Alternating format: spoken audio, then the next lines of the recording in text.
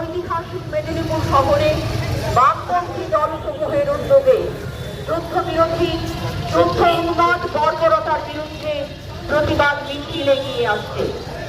সমগ্র প্যালেস্টাইন জুড়ে, বিশেষত গাজা ভূখণ্ডে সাম্রাজ্যবাদী মার্কিন যুক্তরাষ্ট্রের মদতে ইসরায়েলি বাহিনী ধারাবাহিক নারী, শিশু গণহত্যার প্রতিবাদে, নৃশংস বর্বরতার প্রতিবাদে